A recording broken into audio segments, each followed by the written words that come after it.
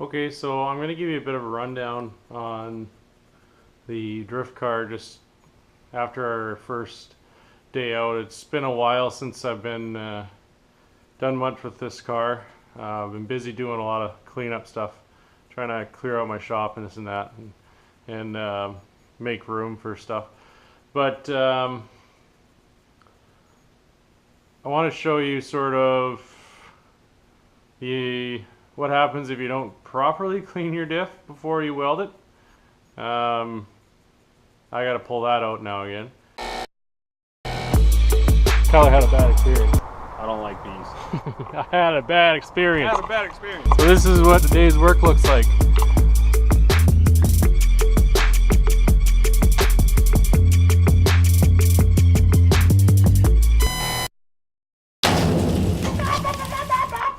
And I'll show you why. Spinning the wheel, spinning, oh, there we go. Spinning the wheel, spinning the wheel, spinning the wheel. Finally, both wheels. So that gives you a good indication what happened. Big thing to welding the diff is that you clean all your parts. Make sure that there's no oil on your gears. Make sure you have good penetration. Because when you're out in the track giving it your all, you're going to be putting a lot of stress to it. So if it's not a good enough weld like what I obviously didn't have, it's not going to hold. So I got to pull it out, re-weld it again. Bit of a pain, but hashtag drift life. One of the other things I had is cooling problem. I think that had to do with the thermostat that was in there before. It didn't have a bleed hole or anything. So from what I understand, there is a water pump that came with this car. So I don't know if that was changed beforehand. If it was changed, when they were trying to put coolant back in the system, I'm not 100% sure if they would have been able to get coolant into the engine because of missing a bleed hole in the thermostat. And I'll show you quickly what I mean. So here are both thermostats. This is the old one, this is the new one. Big thing is there's this hole here. Usually has this little piece in here, but I always like to cut them out. If you don't have something like this, drill it out, because this is not going to drain. So when you're filling your engine up with coolant, you're not going to get your engine filled because this thermostat's going to be closed. And as soon as you start running the engine and warming it up, well, then it's going to start burping and farting and in the whole 9 yards, and you're going to think, oh my goodness, head gasket. Ha, it's a rotary head gasket. So when you put something like this in there, make sure that it allows a little bit of coolant to get by when the thermostat's closed.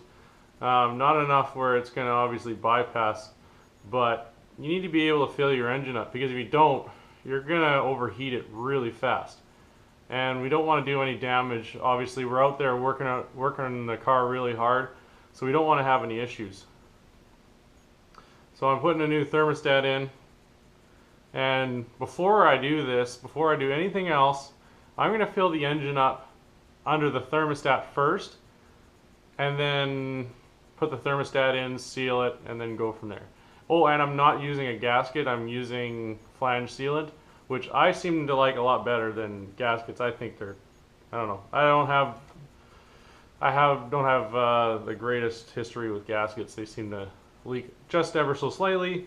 So instead of messing around, I'm just going to put this in, some flange sealant, done.